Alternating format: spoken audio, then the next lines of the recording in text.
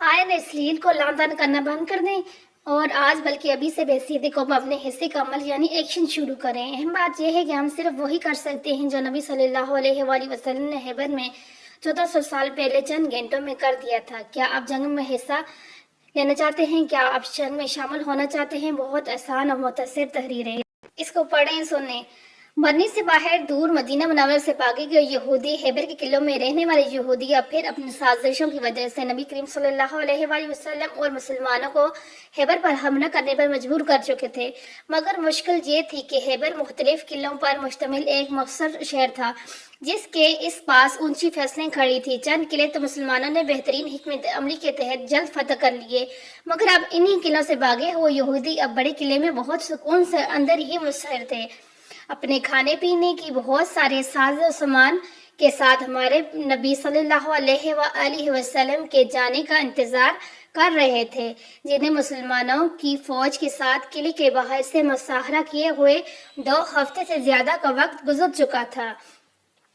یہ تب کی بات ہے۔ خیبر کے قلعے ایک مضبوط اور اونچی جگہ پر تھے۔ اگر آپ ایک تیر چلاتے ہیں تو وہ آپ کے پاس واپس آ جائے گا، کیونکہ وہ اونچائی پہ تھے جن قلعوں کے اندر وہ موجود تھے۔ یہاں تک کہ اگر آپ پتھر پھینکتے ہیں تو یہ ان یہودیوں تک نہیں پہنچے گا۔ اگر آپ چیختے ہیں تو آپ کی آواز ان تک نہیں پہنچے گی۔ یاد رہے کہ خیبر تباہ نہیں ہوا تھا، خیبر کے اس پورے شہر کو فتح نہیں کیا گیا تھا۔ اسلامی فوج کئی دنوں تک انتظار کرتی رہی، لیکن یہودیوں نے قلعے کو نہیں چھوڑا۔ اب تو مسلمانوں کا اپنا کھانا پینے کا ذخیرہ اور ان کے حوصلے ختم ہونے والے تھے۔ وہ کئی دنوں تک بے نچیدہ حملہ صبر اور انتظار کرتے رہے، لیکن بیکار۔ اس طویل انتظار کے بعد ہمارے نبی صلی اللہ علیہ وآلہ وسلم نے ایک بہترین حکمت عملی تیار کی۔ کھجور کے درخت کاٹے جائیں گے۔ یہ ہمارے نبی صلی اللہ علیہ وآلہ وسلم کی اس وقت کی حکمت عملی تھی جس کو آج ہم نے بھی پورا کرنا ہے۔ خیبر کے یہودیوں کی معیشت ایک ایک کر کے منتقل ہوتی جائے گی، ان کی قسمت تباہ ہو جائے گی، ان کا مستقبل اجڑ جائے گا، ان کا مستقبل جڑ سے اکھاڑ پھینک جائے گا، کیونکہ یہودیوں کے لیے ان کھجورے کے باغات سے کمایا پیسہ، دولت اور خوشحالی ہی سب کچھ تھا، کیونکہ وہ ان کا کاروبار تھا۔ وہ کھجوروں کے درختوں سے جو کھجوریں لیتے تھے، وہ اس سے جو مال ملتا تھا وہی ان کی خوشحالی کا سبب تھا۔ وہ پوری دنیا کو کھجور بیچتے اور ان سے بے انتہا دولت سے پورے عرب پر حکومت کرتے تھے، یعنی کہ وہ مسلمانوں پہ چیزیں بیچتے تھے اور مسلمانوں کے اوپر ہی حکومت کرتے تھے، جس طرح آج کل ہمارے ساتھ ہو رہا ہے۔ ہم ہی ان کی ہی چیزیں، پروڈکٹ، ان کی چیزیں کو استعمال کرتے ہیں، خریدتے ہیں اور فائدہ ان کو ہی پہنچتا ہے، جس سے وہ ہمارے اوپر حکومت کر رہے ہیں۔ جیسے ہی درختوں کو کاٹنا شروع کیا گیا، یہودیوں کے حوصلے تباہ ہو گئے۔ درختوں کے کاٹنے کے بعد یہاں رہنے کا کوئی فائدہ نہیں ہوگا۔ انہیں نے فوراً ہی اپنا ایک معاہدہ کیا اور معاہدے کے تمام شرائط نبی صلی اللہ علیہ وآلہ وسلم نے اپنی مرضی سے لکھوائے۔ یہودی بغیر کوئی شرط سامنے رکھے خیبر کو چھوڑنے پر فوری راضی ہو گئے اور جاتے ہوئے اپنے ساتھ صرف اتنا سامان لینے کی اجازت دی گئی جو ایک خاندان کے لیے دو اونٹوں پر رکھا جا سکے، یعنی کہ جاتے وقت پھر انہوں نے صرف اتنا ہی لیا۔ پہلے وہ پکے ہو کے بیٹھ گئے تھے قلعے کے اندر کہ ہمارا یہ کچھ نہیں کر سکتے۔ اس کے علاوہ ان کا کوئی جنگی ساز و سامان، کوئی تلوار، ڈال، کوئی ہتھیار لے جانے کی اجازت نہ تھی اور نہ ہی کوئی سونا، چاندی، درہم، دینار شاید لا جانے کی اجازت تھی، اور اس حکم کے پامالی کرنے والے کے لیے ڈیتھ سینٹنس، یعنی کہ اس کو فوراً قتل کیا جاتا۔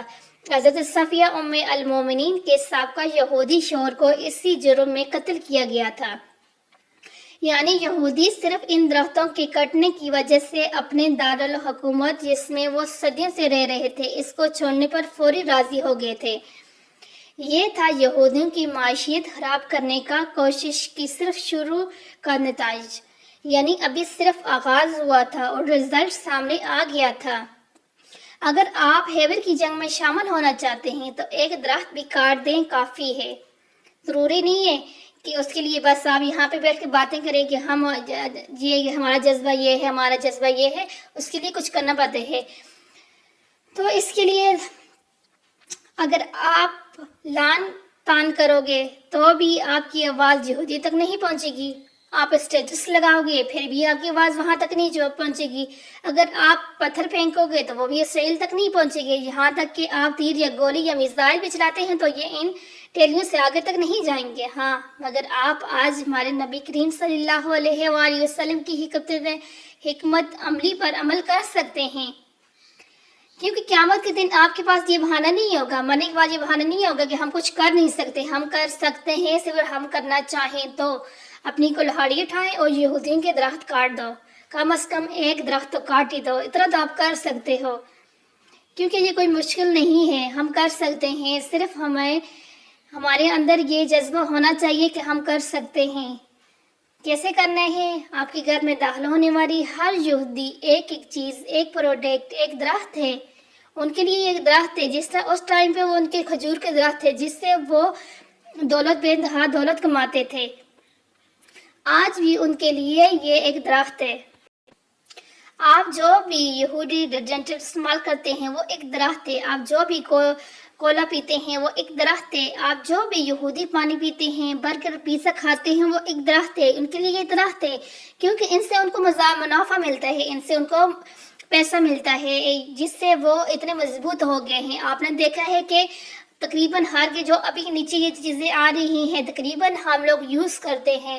اور جب سے ان کی کمپنی یہاں پہ بنی ہے تب سے ہم یوز کرتے ہیں کیا. لیکن اب یہ ہے کہ تھوڑا کمپرومائز کریں اور ان چیزوں کو دیکھیں. اور دیکھنے کے بعد پلیز ان میں سے اگر آپ کچھ بھی چھوڑ دینا کچھ تو عمل ہوگا. ساری چھوڑیں تو بہت بہتر ہے، بہت اچھا ہے، لیکن کچھ تو چھوڑ سکتے ہیں. Coca Cola, Pepsi, Fanta, MSC، McDonald's, Domino's, hydrogen, اس طرح کی بہت ساری چیزیں یہاں پہ میں نے درج ذیل کی ہوئی ہیں. آپ ان کو دیکھ سکتی ہیں. آپ ان کو دیکھ کر ان میں سے آپ ان کا بائیکاٹ کریں. کچھ بھی نہیں ہوتا، صرف کھایا پیا اور مزے کیے. تھوڑی سی لذت اپنی کم کرنے سے کچھ بھی نہیں ہوگا. یہ تمام ان کی مدد کرنے والے ان کے درخت ہیں. یہ یہودی کی رگ و جان ہی ہے، لائف لائن ہے ان کی. اپنے گھروں میں آج سے کسی یہودی کمپنی کی کوئی چیز داخل مت ہونے دیں، چاہے کھانے کا برگر ہو یا پیزا ہو یا چاہے گھر کے اندر استعمال کی ہوئی کوئی بھی چیز ہو، کیونکہ یہ ایک آسان طریقہ ہے. ہمیں جنگ میں جانا ہے، نہ ہم نے کچھ بھی ہم نے نہیں کرنا. جسٹ ان چیزوں کو ہم نے چھوڑنا ہے اور بہت آسان ہے. کچھ بھی نہیں ہوتا. اگر آپ نہ کھائیں گے یہ چیزیں نا تو پھر بھی آپ کو کچھ نہیں ہوگا.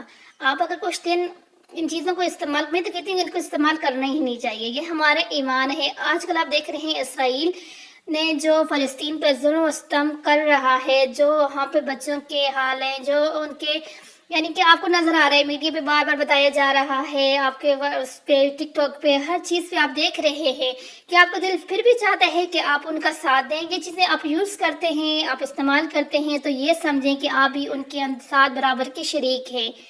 یہ مت سوچیں کہ ہمارے یہ ایک برگر نہ کھانے سے کیا ہوگا، ہم اگر یہ کوکو نہ پئیں گے تو کیا ہوگا، ہم یہ صابن استعمال نہ کریں گے تو کیا ہوگا، ہم یہ شیمپو استعمال نہ کریں گے تو کیا ہوگا کیوں نہیں ہوگا.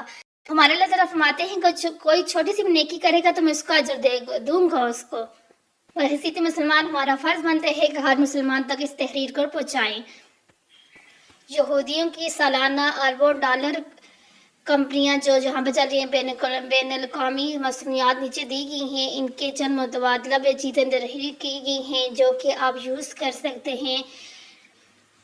اس میں یہ ہوگا کہ آپ کو کوالٹی اگر کوئی اچھی نہیں بھی ملے گی، لیکن آپ نے صرف اپنے مائنڈ میں صرف یہ چیز رکھنی ہے کہ ہم یہ صرف اپنے یعنی کہ اللہ تو دیکھ رہا ہے نا، اللہ ہمارے دلوں کے راز، اللہ ہمارے شرک سے بھی نزدیک ہے.